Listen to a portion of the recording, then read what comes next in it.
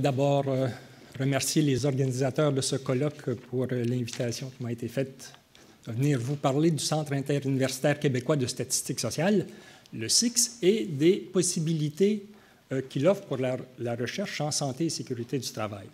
Créé en 2000 et en fonctionnement depuis 2001, le CIQSS a comme mission de promouvoir la recherche en statistique sociale au Québec pour éclairer les grands enjeux de société. Pour atteindre cette mission-là, il poursuit 3 objectifs. Donc, soutenir la recherche en offrant l'accès à des données détaillées des grandes agences de statistiques, donc Statistique Canada et l'Institut de la statistique du Québec, et en offrant également l'environnement de travail et les ressources techniques et professionnelles nécessaires pour l'exploitation de ces données. Le CIQS vise également à élargir le bassin d'utilisateurs de ces données en offrant la formation qu'exige finalement l'utilisation de données souvent complexes. Et finalement, troisième objectif, essayer de maximiser les retombées des recherches qui s'y mènent, notamment pour éclairer finalement la formulation des politiques publiques. Donc, en résumé, le CIQS est une infrastructure de recherche qui fonctionne en réseau avec de nombreux partenaires. Un peu d'histoire, le CIQS est un membre fondateur du Réseau canadien des centres de données de recherche qui a été créé en 2000. La création de ce réseau s'inscrit dans l'Initiative canadienne pour les statistiques sociales qui a été lancée en 1999 suite aux recommandations d'un groupe de travail conjoint entre le Conseil de recherche en sciences humaines et Statistique Canada, qui voulait finalement étudier les principaux obstacles à l'utilisation des données de Statistique Canada pour l'avancement des connaissances et pour la formulation des politiques publiques. Le Québec a adopté une démarche spécifique dans le réseau, c'est-à-dire que contrairement à ce qui se passe ailleurs, surtout en Ontario, mais dans plusieurs autres provinces, il n'y a qu'un seul centre de données de recherche au Québec, qui est le CIQSS, parce qu'on a adopté une approche réseau qui fait en sorte qu'on regroupe les expertises et les ressources dans un même centre pour offrir finalement une gamme d'activités beaucoup plus étendue qu'ailleurs. On a donc, en plus du partenariat formel avec Statistique Canada qui existe depuis le départ, en 2005, un partenariat formel avec l'Institut de la statistique du Québec, par lequel on offre également l'accès aux données détaillées de l'ISQ, dans le cadre d'un centre d'accès aux données de recherche, le CADRISC, qui est situé à l'Université de Montréal. Le CIQS est reconnu comme installation majeure par le Fonds de recherche du Québec Société et Culture, a été reconnu en 2002, et comme regroupement stratégique à partir de 2006. Petit organigramme, donc on voit en bas l'ensemble des universités membres du CIQS. Donc, il y a un comité de coordination, un comité de gestion, conseil d'orientation, les partenariats, d'une part, avec Statistique Canada, avec l'Institut de la statistique du Québec, membre du réseau canadien des centres de données de recherche, avec l'appui des différents organismes subventionnaires, donc tant sur le plan fédéral, le CRSH, les IRSC, la FCI, au niveau du Québec, avec le Fonds de recherche Société Culture. Le CIQS a connu une croissance spectaculaire depuis sa création. Donc, plus de 870 projets qui ont démarré depuis l'ouverture en septembre 2001. Depuis 2009-2010, c'est environ 80 nouveaux projets de recherche qui démarrent chaque année au CIQSS. Il y a actuellement 200 projets qui sont en cours d'activité et qui regroupent plus de 350 chercheurs distincts. 550 projets ont été complétés, regroupant plus de 1000 chercheurs. Donc, donner une petite idée des utilisateurs du CIQS, 85% sont du milieu universitaire, 15% du milieu gouvernemental. Il y a plus de 550 étudiants des cycles supérieurs qui ont été utilisateurs du SIX, à peu près 50 de maîtrise, 40 de doctorat et 10 postdoc. Depuis 2008, le SIX a permis la réalisation de plus de 100 mémoires de maîtrise et de plus de 50 thèses de doctorat à partir des données qu'il rend accessibles. Donc, le SIX, comme les autres centres de données de recherche du réseau, offre l'accès aux données détaillées, et donc aux données confidentielles, dont est dépositaire Statistique Canada, et également, en vertu de l'entente de partenariat avec l'ISQ, les données confidentielles dont l'ISQ est dépositaire. Donc, il s'agit d'une part des données des enquêtes longitudinales lancées au cours des années 90, donc l'enquête sur la santé des populations, la dynamique du travail et du revenu, milieu de travail et leurs employés, les enfants et les jeunes en transition, l'enquête longitudinale auprès des immigrants du Canada, l'enquête nationale sur les gradués et la toute nouvelle enquête longitudinale internationale sur les adultes que vient de lancer Statistique Canada. Le SIX offre également l'accès à l'enquête longitudinale réalisée par l'ISQ, celle sur le développement de l'enfant du Québec. SIX offre également l'accès à plusieurs dizaines d'enquêtes transversales, dont les enquêtes du programme d'enquête sur la santé dans les collectivités canadiennes, les ESCC, l'enquête sur le travail et la santé du personnel infirmier, réalisée en 2005, une enquête très novatrice, celle des mesures de la santé, où on a pris pour la première fois des mesures biologiques de la santé des répondants, et également l'enquête sur la population active.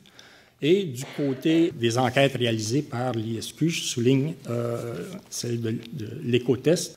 On offre également l'accès aux données des recensements, donc d'une part ce qu'on appelle les fichiers analytiques de recensement, donc il s'agit de l'ensemble des réponses aux formulaires longs des recensements, donc le 100 de l'échantillon de 20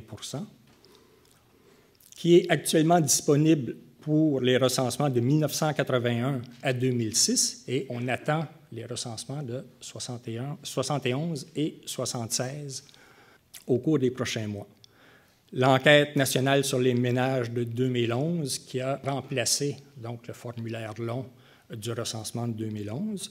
Les données de l'ENM 2011 arriveront au SIX au mois de janvier et les chercheurs auront également accès à un échantillon du recensement de 2011. Le SIX offre l'accès aux fichiers historiques, donc des recensements de 1911 à 1951, et également, au cours des prochaines semaines, à un nouveau fichier créé par Statistique Canada, qui est un fichier de variables harmonisées des recensements de 1971 à 2006, avec, entre autres, un niveau de géographie plus fin que celui des fichiers analytiques dont on offrait l'accès jusqu'ici. On a vu arriver au SIX, au cours des dernières années, des données issues de fichiers administratifs, par exemple le Registre canadien du cancer, donc les données des statistiques de l'État civil du Canada, les données du programme de déclaration uniforme de criminalité et plusieurs autres ensembles de données. On offre également l'accès depuis peu à des données issues de l'appariement d'enquêtes de recensement et de fichiers administratifs. C'est le cas, par exemple, de l'étude canadienne de suivi de la mortalité à partir du recensement, donc de 1991 à 2001, où on a apparié les données de recensement aux données du fichier des décès. Il y a également un nouveau fichier qui est maintenant accessible. On a également apparié ces données-là au fichier du Registre canadien du cancer.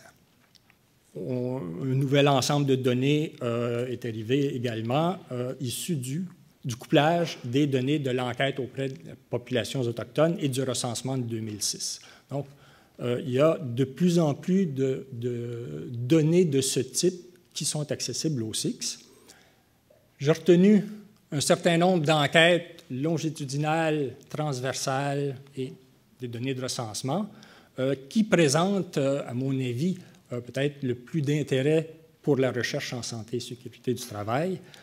Premièrement, l'enquête nationale sur la santé de la population, donc 9 cycles de données, 1994 à 2011, où on a abordé les questions d'incapacité, de maladie, d'état de santé mentale et bien-être. Plusieurs chercheurs, soit au CIQSS, soit dans les autres centres de données de recherche du réseau canadien, ont tiré profit de ces données-là pour éclairer différentes dimensions de la santé et sécurité du travail. Par exemple, l'équipe d'Alain Marchand a travaillé sur la consommation de médicaments psychotropes et sur la détresse psychologique en lien avec les conditions de travail ou avec l'emploi. Il y a également une équipe de l'Université Concordia, Azagba et Sharaf, qui ont étudié l'association entre le stress au travail et l'indice de masse corporelle. Et à Vancouver, récemment, on a étudié finalement l'impact de l'exposition au bruit sur l'état de santé des travailleurs en combinant finalement différentes sources de données, des données administratives avec les données justement de cette enquête longitudinale. L'enquête sur la dynamique du travail et du revenu, donc des panels rotatifs de 6 ans, donc de 1993 à 2011, qui éclaire bien sûr davantage la dynamique du travail. Il y a une étude qui a été réalisée ici dans le cadre d'un projet de l'IRSST, donc une étude exploratoire des parcours d'emploi en lien avec l'apparition des premières lésions chez les jeunes, qui a été menée au CIQSS. Ailleurs au Canada, on a également étudié l'impact de l'insécurité liée au travail sur l'état de santé ou sur finalement la distribution inégale des risques de santé et de sécurité en comparant les travailleurs immigrants aux travailleurs natifs. Une enquête qui n'a pas, à mon avis, à ma connaissance en tout cas, été exploitée du point de vue de la santé et sécurité au travail, c'est l'enquête sur le milieu de travail et les employés, qui est une enquête novatrice de Statistique Canada, où on suit à la fois un échantillon d'entreprises, je pense que c'est 600 entreprises qu'on suit dans le temps, qu'on a suivies dans le temps, parce que cette enquête-là est également terminée, avec un échantillon de leurs employés, également suivis dans le temps. Et j'ai rapidement vérifié qu'on va retrouver dans les questions qu'on pose finalement aux entreprises l'existence des programmes de santé et sécurité qui sont offerts. Et du côté des employés, on va avoir une variable également sur la formation qu'ils auraient suivie en santé et sécurité au travail. Donc, il y a peut-être là des liens à explorer. La nouvelle enquête longitudinale et internationale des adultes, donc nouveau panel des ménages que vient de lancer Statistique Canada. Et encore là, au niveau des sujets abordés par l'enquête, on a donc des sections qui touchent à la fois la santé et le travail des répondants. Au niveau des enquêtes transversales, bien sûr, l'enquête sur la santé dans les collectivités canadiennes. Encore là, l'équipe de Marchand a travaillé sur la consommation d'alcool chez la main-d'œuvre canadienne en essayant de dégager le rôle du travail, des conditions de travail. Ailleurs, il y a des équipes qui se sont intéressées aux problèmes chroniques de dos, aux risques d'accident chez les jeunes ou à la variation géographique de ce risque à l'aide de modèles multiniveaux. Une enquête qui, à ma connaissance, encore n'a pas été exploitée au CIQSS dans une perspective de santé et sécurité du travail et qui pourtant cible directement cette réalité-là. L'enquête nationale sur le travail et la santé du personnel infirmier. Par contre, ailleurs, on l'a utilisé pour mener des recherches donc sur les interruptions de travail liées à la douleur ou, encore là, l'impact des conditions de travail sur les absences prolongées. Donc, cette enquête-là porte sur une population spécifique, mais cible vraiment les conditions de travail et la santé. Une autre enquête qui pourrait s'avérer intéressante, l'enquête canadienne sur les mesures de la santé. Donc, 3 cycles de données sont disponibles. Il s'agit de la première enquête qui a recueilli des échantillons biologiques à l'aide d'une clinique mobile auprès des répondants de l'enquête. Les données peuvent servir non seulement comme source principale de données, mais peuvent complémenter des données administratives. C'est le cas, par exemple, de recherches menées à partir de l'enquête sur la population active ailleurs au Canada. Un mot sur les procédures d'accès, l'environnement de travail et le fonctionnement des laboratoires. C'est finalement assez simple. Il faut une proposition de projet de 2 à 5 pages avec les justifications de l'étude, les objectifs poursuivis, la méthodologie et pourquoi les données détaillées, les données confidentielles sont nécessaires à la réalisation de l'étude. Il y a une vérification de sécurité qui doit être menée, signature du contrat, une séance d'orientation. Le SIX offre des services d'accompagnement aux chercheurs pour toutes les étapes de cette procédure. L'environnement, je l'ai dit, c'est qu'on réplique le même environnement que dans les bureaux de Statistique Canada à Ottawa ou de l'Institut de la statistique du Québec à Québec. Donc, les laboratoires sont sécurisés, sont équipés de matériel informatique haut de gamme. Les ordinateurs, les serveurs viennent tout juste d'être remplacés dans le cadre d'une subvention de la FCI. Et donc, au Québec, les chercheurs ont accès finalement à l'environnement de travail le plus performant au Canada et ne feront pas face à des limites techniques liées à la taille pourtant grandissante des bases de données. Il y a des nouveaux outils de consultation, de la documentation sur les données qui sont accessibles et on compte développer avec l'ISQ, au cours des prochaines années, de nouveaux points d'accès à distance aux données détaillées de l'ISQ. Fonctionnement des laboratoires, il y a un employé, soit de Statistique Canada ou de l'ISQ, qui assure une présence permanente. Il y a contrôle de confidentialité des résultats, donc aucun résultat ne peut sortir du laboratoire avant qu'un analyste ait pu valider que ce résultat ne pose aucun risque à la confidentialité des répondants.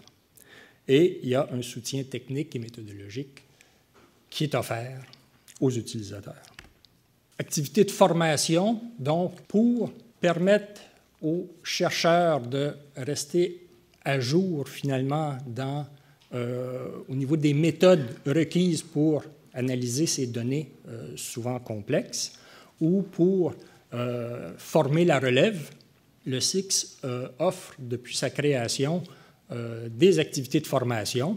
Notre programme phare, c'est l'école d'été du CIQSS, dans le cadre duquel on offre des modules de formation d'environ une semaine où alternent des parties théoriques et des parties en laboratoire.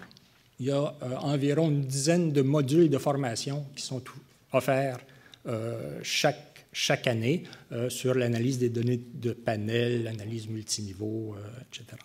Pour complémenter l'école d'été, on offre également des formations de plus courte durée, de 2 à 3 journées, soit sur des bases de données, soit sur des logiciels particuliers ou des méthodes d'analyse particulières.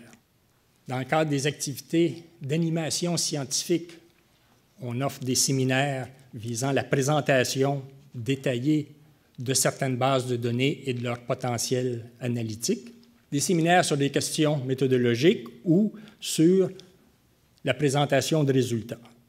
Ces séminaires-là sont accessibles sur notre site Web et également en visioconférence.